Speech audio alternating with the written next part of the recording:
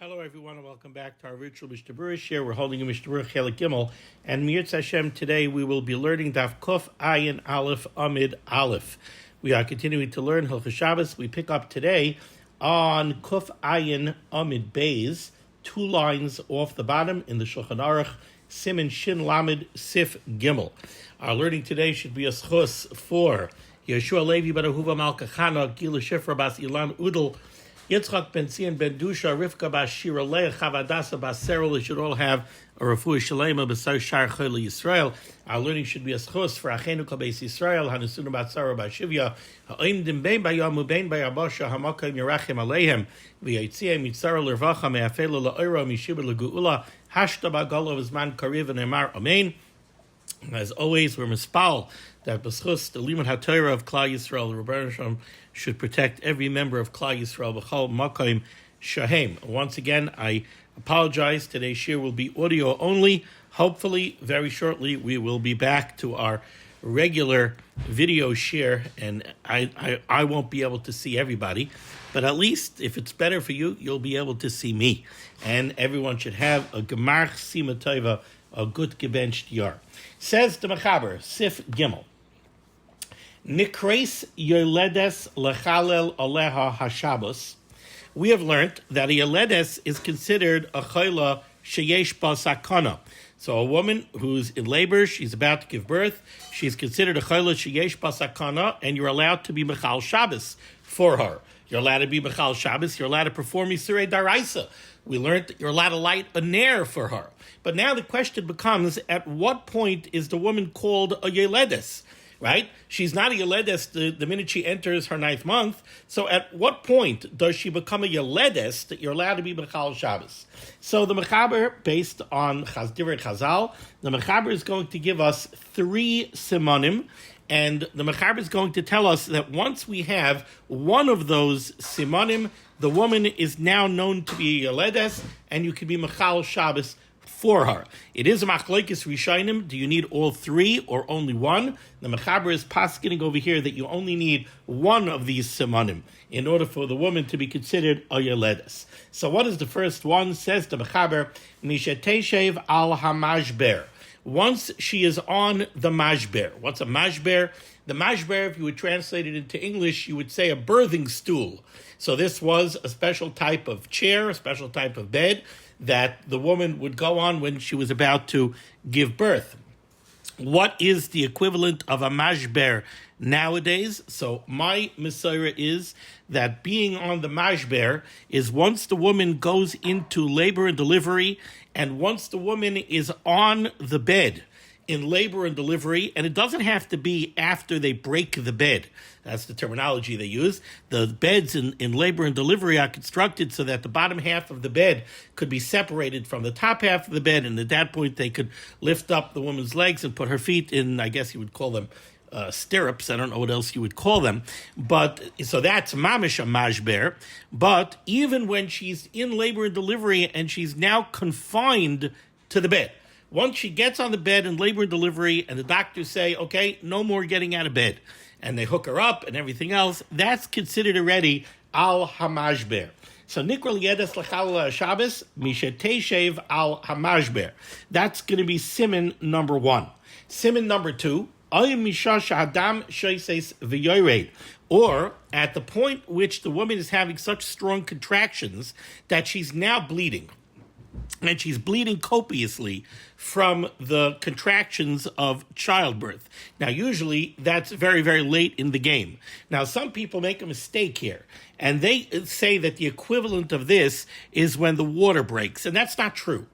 Now, having said that, there are plenty of poskim that paskin that once a woman's water breaks, you're allowed to be Mechal Shabbos. You could go ahead, call a car, get into a car, and go to the hospital. And I believe that is the accepted psak l'halacha, especially nowadays. They're worried once the water breaks, they're concerned about infections, both for the woman and I think potentially for the baby as well. So really, once the water breaks, they want you in the hospital, they want you having that baby. But that's not what the Mechaber says here. The Mechaber says over here, Misha Sha'adam Shoishes V'yored, that's when the woman is already bleeding copiously, and that's the bleeding that's associated with contractions and childbirth. Oi, and now Siman number 3. Misha shechavroiseh noisoisoisa bizrayoiseha she'ein ba koyach lahaloich. The point at which a woman can no longer walk unassisted. She's having such pain from the contractions. She can no longer, it's not safe for her to walk on her own. She needs people to assist her. At that point, she's already considered a yoledes. And the Mechaber sums this up and he says, once you have one of these simanim, mechalalin aleha es ha-Shabbos, you could already be mechal Shabbos for her. As far as contemporary halacha, so the poskim basically say that once a woman is having consistent, heavy contractions, and a woman says, that's it, I'm in labor, I'm having this baby, then you could be Mechal Shabbos and you could go to the hospital. Sometimes it's not even so much the consistent contractions. In other words, it's not that the woman is timing her contractions and she says, look, I'm having serious contractions every 2 minutes. This is labor. This is active labor. This baby is coming. Sometimes a woman doesn't even feel that. Some women don't go really into active, painful labor until very, very close to the end. You can't wait for that point to get into a car and go to the hospital. If you do that, she's going to end up having the baby in the living room or in the car, which is something that you want to avoid. So sometimes a woman says, look, it's not so much the contractions, but I feel the pressure. This baby's coming. Well, time to go. Woman gets up in the middle of the night. Woman says, listen, consistent, heavy contractions, baby is coming. It's time to go. So it's not letter of the law so much these 3 specific simanim. You don't stay home and say, well, since we're home, you're definitely not al hamashber, and she's not bleeding, and she seems to be able to walk on her own. We're not being Mechal Shabbos. No. If baby is coming, you're going to be Mechal Shabbos, and more or less, you're going to trust her. Unless you know that she's a tremendous pachtonis, she's extremely fearful and she's very nervous and she's always having false alarms, that's a different story. But if you're dealing with a woman who says, she's had a baby or 2 already, and she says, that's it, baby's coming, it's time to go. Okay, says the Mishnah Berurah, Ois Cotton, Tess near the bottom of Kuf Ayin and Beis. Echad mei elu. Says the Mishnah Berurah v'dafkel inyan advar mesher efshar la'asoyson b'li ichor v'ikov. Lahachi tzarech lahamten ad shenira echad mishloisha simanim ha'ele. The Mishnah Berurah points out, when the Mechaber tells you that in order to be Mechal Shabbos, you have to wait for one of these simanim, that's only for things that it's okay in order to delay. In other words, if there are things that require Chil Shabbos, and you could wait for one of these simanim, and then you could do what has to be done at that point, and it will be done on time, then you could wait. Aval, le'inyan kriyas chachama mi'makam rachaik. But let's say you have to call the midwife, and you know it's going to take the midwife 2 hours to get there. If you have to call the midwife, and she has to come from outside of the tchum, v'chadayma, or something similar. What would be similar? I'll tell you something very simple. You got to get to the hospital. If you know that it's going to take you an hour to get to the hospital, so then you can't wait for one of these 3 simanim. That's what I was telling you.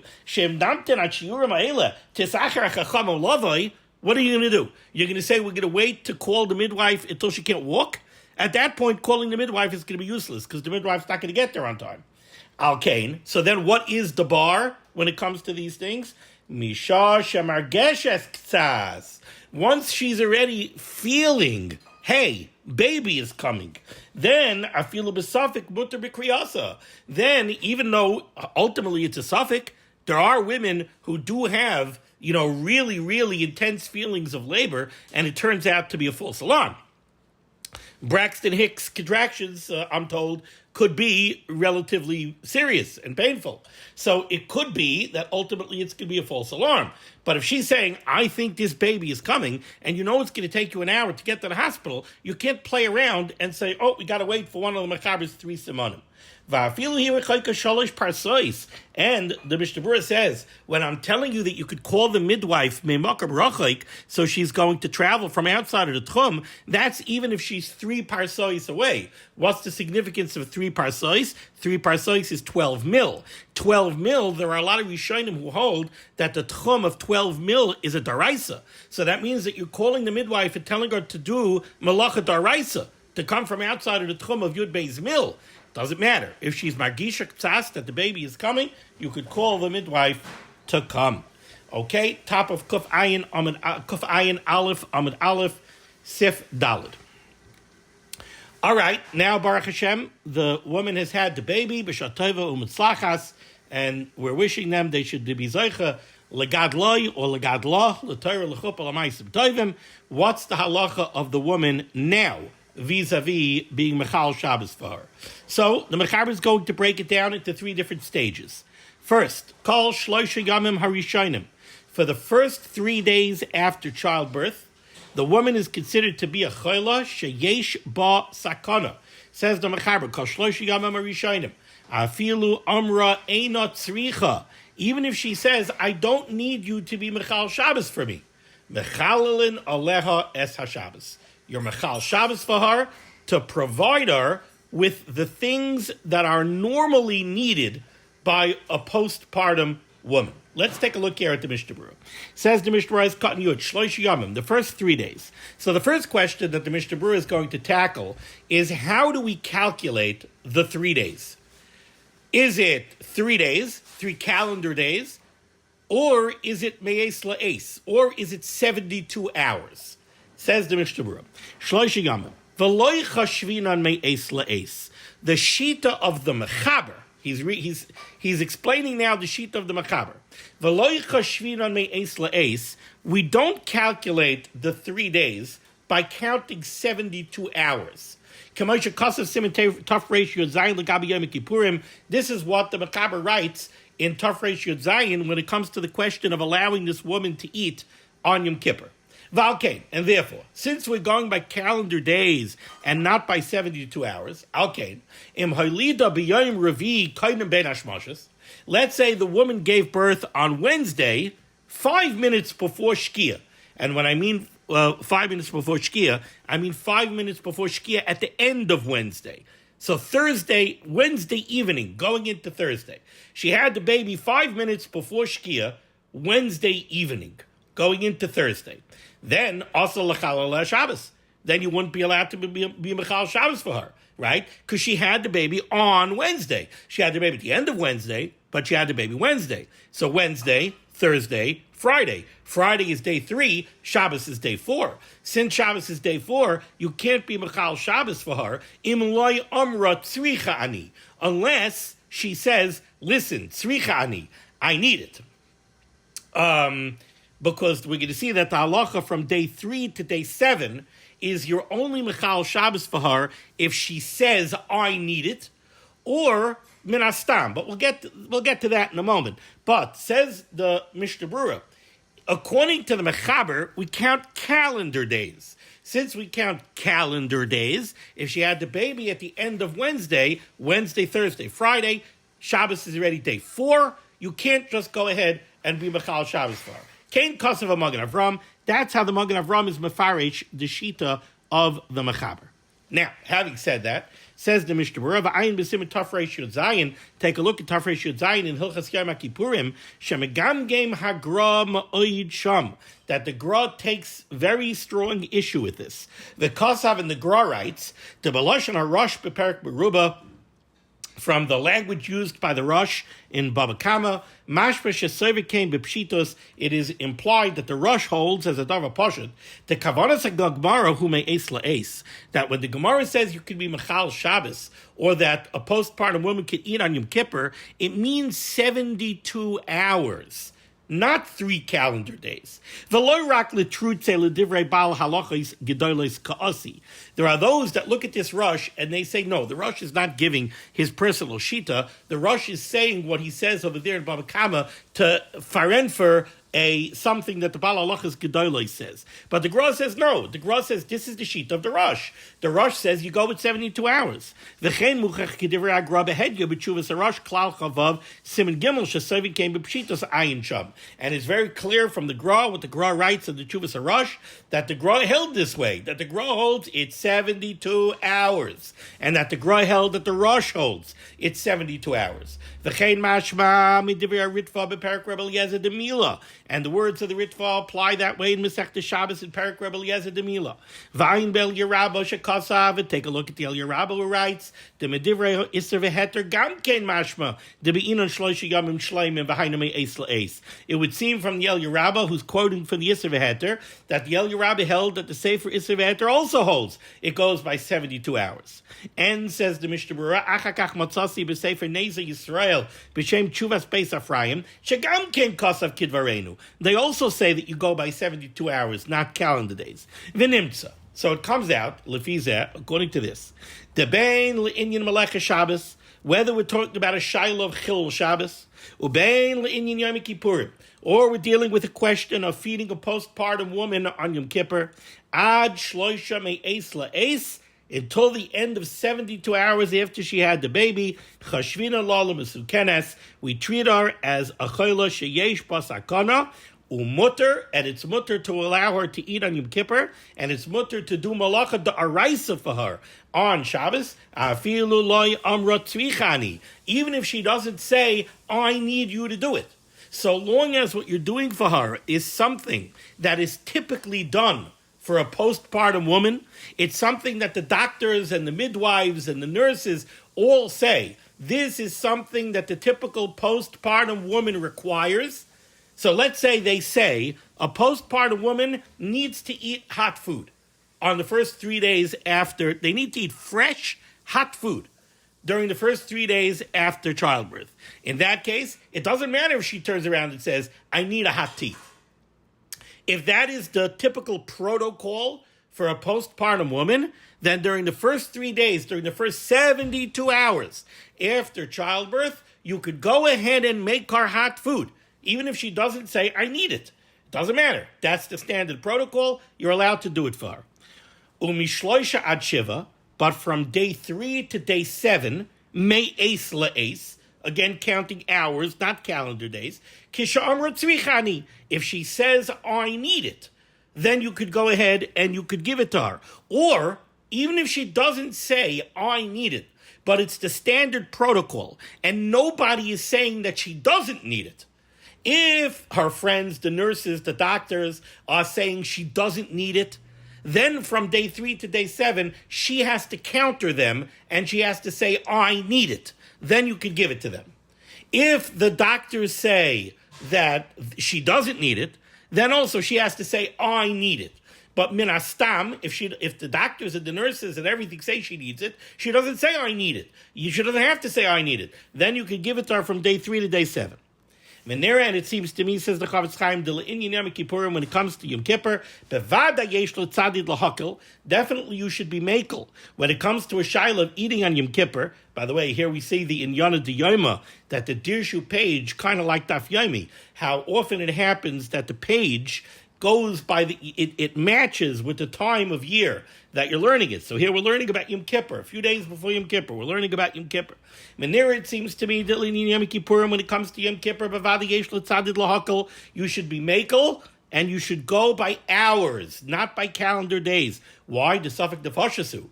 Because to have a postpartum woman fast is a shayla of mamish suffix nefashas. So definitely, don't be machmer and say, oh, it's already 3 days, 3 calendar days have already passed. No, you go by 72 hours. When it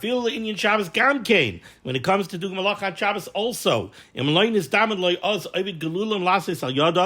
you don't have an Eina Yehudi to perform the malacha, Shari al Yedei Yisrael. It is mutter for Yisrael to go do malacha. Ois Cotton Yod Aleph. The Mechaber right now has been addressing the first 3 days after childbirth. Now the question is, what does the first 3 days after childbirth mean?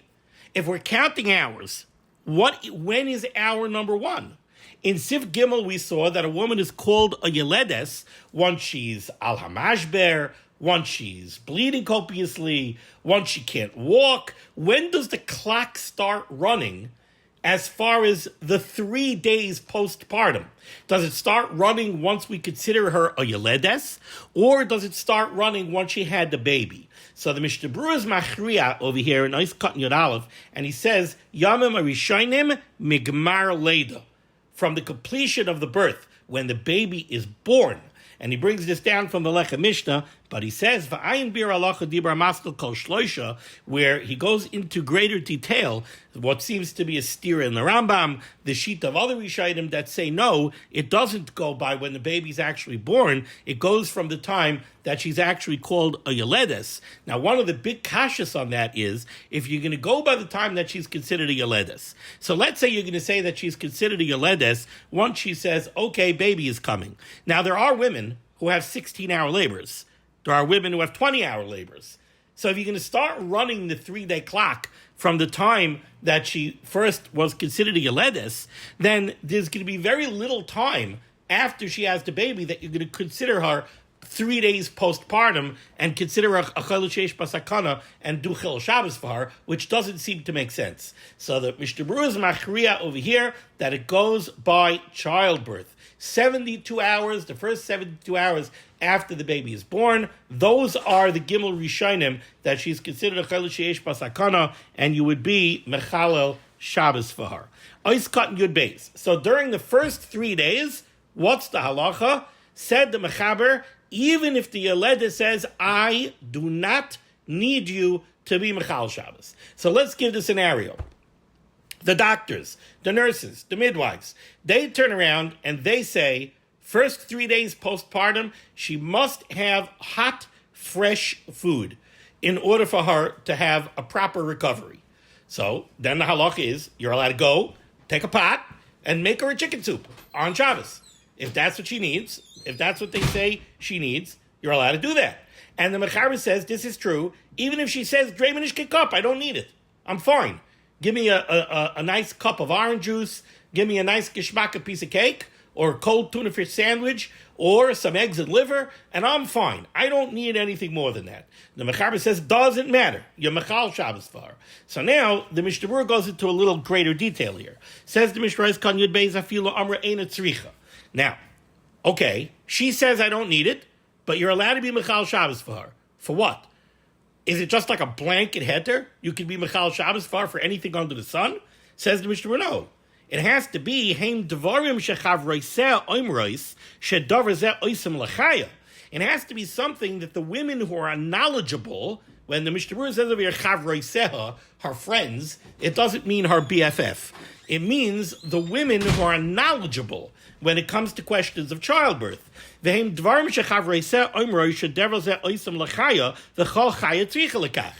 things that the knowledgeable women, that's why I keep on saying, the doctors, the nurses, the midwives, the what do they call them? The la leche, I don't know, that might be for nursing.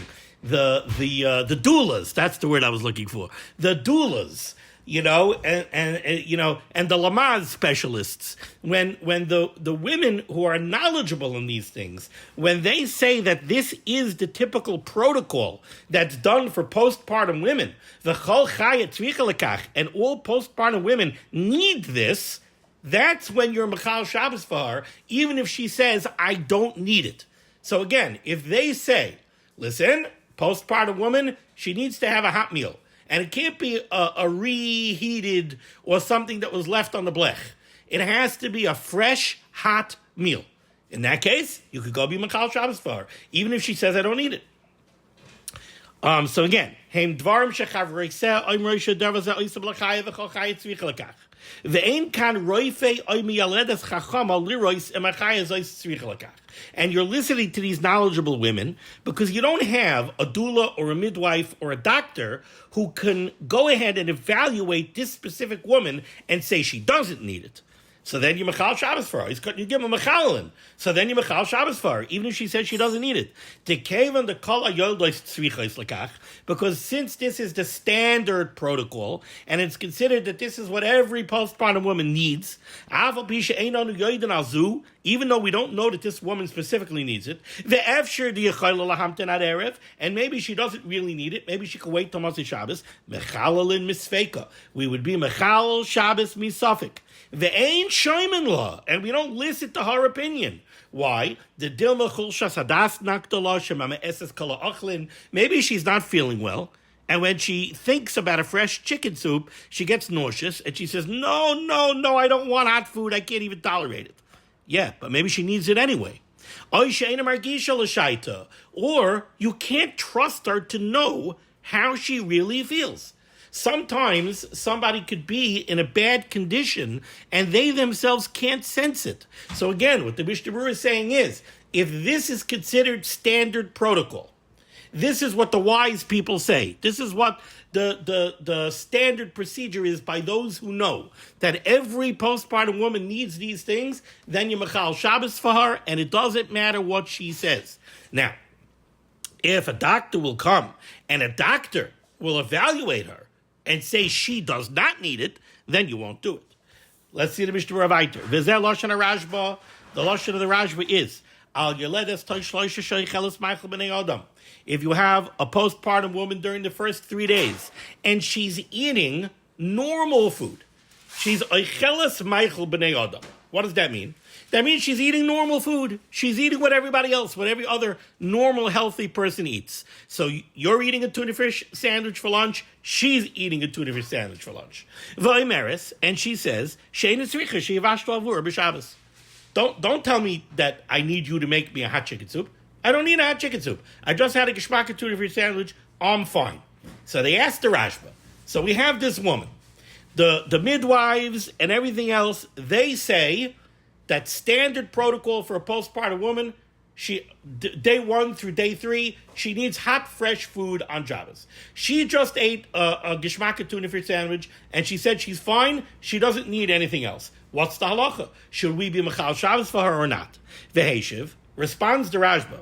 Tekimisu kenes anu chayshvin la yeledes. We consider a postpartum woman to be a chayla sheyesh basakana. Why? Because she just went through the travails of childbirth, and it's possible that there is internal damage. That means that her internal organs are moved out of place. They could be damaged indeed. We know what's one of the great dangers for a postpartum woman: hemorrhaging. Right? That is one of the great dangers. That would be mirusekes. It would be that her womb or the organs surrounding it are injured. She doesn't necessarily know. But hemorrhaging is a real danger. She doesn't sense it. And therefore, says the Rashba, I don't care what she says. She's at risk.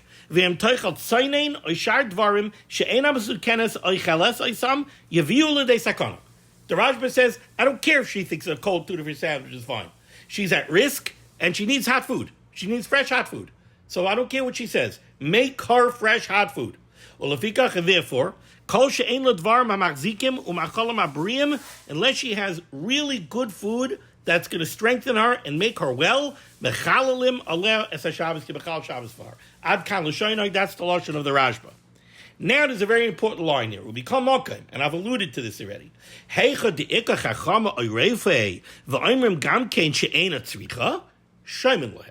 But the doctor comes in, and the doctor checks out the Yeledes, and the doctor says, look, I checked her out. She's fine. She does not need a hot chicken soup. She doesn't need a fresh hot tea. She doesn't need it. She's fine. In that case, you listen to the Roife.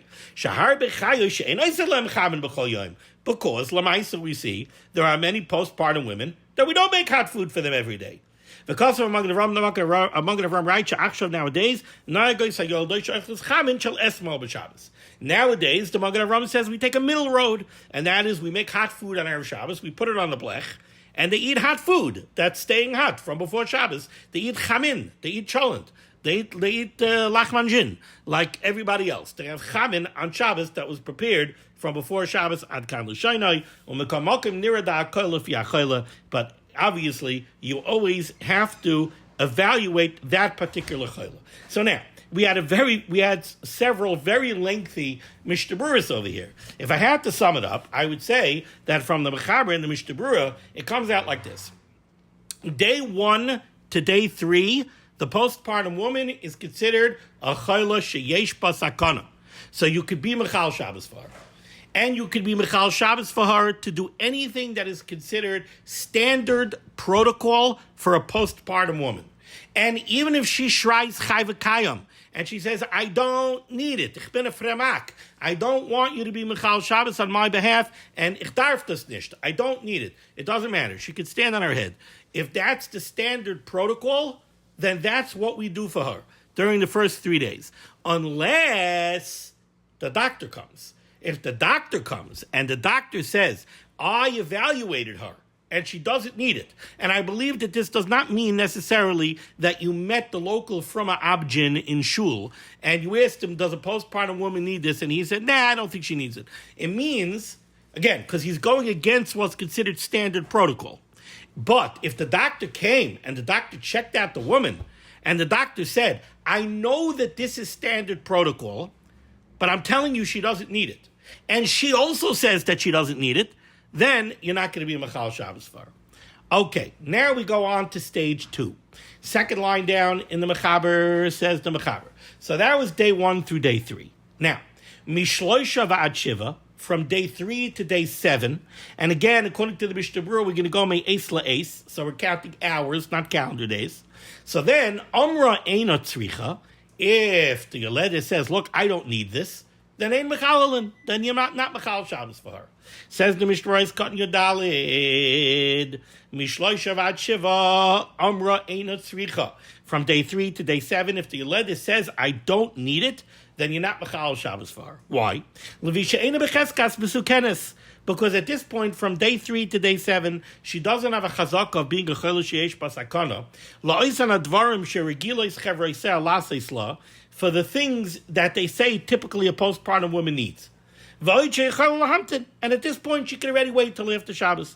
Therefore, samchin aleha kisha imeres enetzrich. So, from day 3 to day 7, even if the midwives and the nurses say, look, for a postpartum woman at this point, we normally would make a hot chicken soup. No, it's already after day 3. It's already after 72 hours. So he doesn't have a chazaka of being a chayla sheyesh pasakana. So if she says, I don't need it, you don't do it for her. But that's only when she, the Yoledes, says, I don't need it. Avo bestama. But what if she doesn't say anything? The wise women over there, they say she needs a hot chicken soup. And she doesn't say anything, the Yoledes herself. Avo bestama mechalelin. To become makim ikashash sakana. Because from day 3 to day 7, there still is at least a concern that she might be besakana. Again, now a new thing. If the doctor says she needs it, the doctor comes in and says, look, you got to give this girl hot food, then yes, you're going to be Mechal Shabbos, even if the Yoledes herself says, I don't need it. Nope, you're going to listen to the doctor and you're going to perform Chilul Shabbos. But if the other ladies, the knowledgeable ladies, they say that she needs it, if the Chaya says she doesn't need it, but the ladies say she does need it, you don't listen to them. But if she says she doesn't need it and the doctor says she does need it, then you listen to the doctor. You should know further. And what if the woman herself says, I'm telling you, I need a hot tea right now. I don't feel well, I need a hot tea. Day 3 to day 7. If the girl says, I need it, even if they call together all the options on the floor, and they all say, she doesn't need it, Shaimin Allah. You listen to her. The leiv yodeya maras nafshay, because the heart knows its own bitter situation. Meaning, you trust the chayla. The chayla knows better than anybody else what he really needs. Everybody else is going by textbook. Everybody else is going by test results. The chayla himself or herself is going by their own body. And this is very important on Yom Kippur too. We say this on Yom Kippur also. Leiv yodeya maras nafshay. Somebody comes on Yom Kippur and he's presenting with concerning symptoms, but the doctors say, nah, it's not a big deal. And the chayla says, I'm telling you, I'm going to pass out. I'm telling you something's wrong here. You got to listen to the chayla. U'kamaysh nispar b'simin taf reish yud ches. Okay, so we did stage 1, stage 2, now we go on to stage 3, second line down near the end of the line. Mikan velech, after day 7 postpartum, afilu amra tzricha ani, even if a woman says I need chil Shabbos, ein mechal aleha, or not mechal Shabbos for her. Ela harehi at shloshim yom kechol shei by sakana. From day 7 until day 30 postpartum, she's considered a chil she'ein ba sakana, the halachas of which we learned in detail back in Shin Chav Ches Sif Yud Zayin. Says the Mishnah Berurah, Ois Cotton Tezvav Mikan ve'elech Kenich Anu Yodim She'en L'Chayli Acher. So if we know that she's Baruch Hashem healthy, the only condition that she has is that she's postpartum, that she's recent childbirth. Va'af Yeda Ameris Kain, and she is not saying anything different. So then Hakol Bikim. Hakol Bikim Dibishum Leida. As far as being postpartum, once it's past day 7, from day 7 to day 30, it's well known that she's not besakana, that she has to have hot food. And it's very obvious that really she can wait until after Shabbos. Unless she has some other underlying conditions. If she has other underlying conditions, different story. She's considered a chayil by sakana at this point. And what's the halacha of a chayil she'ein ba sakana? If you need malacha daraisa to be done on her behalf, you have to do it through the agency of an einoi Yehudi. Now, if she's a chayil she'ein by sakana and she's a chayil kalaguf, so we learned earlier that a Yisrael is allowed to do isurei derabanan for her if they do it with a shinoi.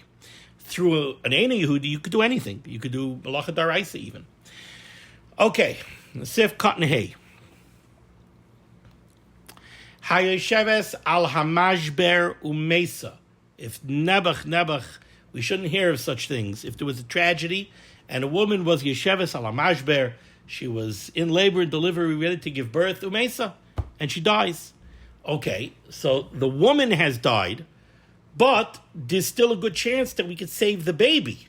So hayesheves ala mashber umesa meviin sakin b'Shabbos. You bring a scalpel on Shabbos. Afilu derech rishus harabim. You do even haitzah daraisa. Haitzah dalad amas in rishus harabim being moitzi me rishus l'rishus. You do even haitzah daraisa to bring a scalpel. The kairim bitna, and you surgically open up the womb, what we call a C-section, Omaitzian avlad, and you remove the baby, Shema Yamatzechai, because maybe you could save the life of the baby. The woman never died, but she had a live baby inside her. So right away you perform a C-section.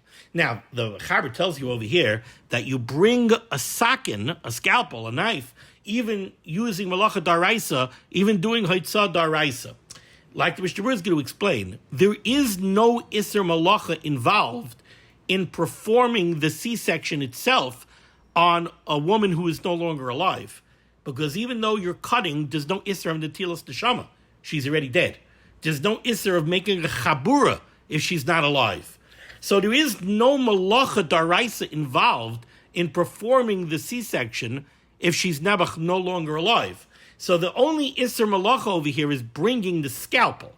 So that's why the Mechaber mentions that. So again, Hayesheves Halamashber Mesa, Nebuch, the woman died in childbirth. Mevi'in Sakit b'Shabbos, bring a scalpel on Shabbos, Afilu derek Rishus Harabim, even by doing Malacha Daraisa and transporting it through a bona fide Rishus Harabim. The Kairim Bitana, and you perform a C-section, or Maitzian Avlad, and remove the baby, Shema Yamatzechai, because at least there's a suffix that the baby is still alive. Says the Mishnah Berurah, Cut Yud Zayin, Afilu derek Rishus Harabim. The Baloi Avah Sakit ain't Ravusa. If not for the Shaila of bringing the knife through Rishus Harabim, there would be no Chiddush here, in the words of the Mechaber. The Lekach Chil Shabbos Klal B'Kriyas Bet and Mesa, there is no Chil Shabbos involved in performing the C-section on the woman who's no longer alive. The Mechatich Basa Ba'almahu. All it is cutting meat.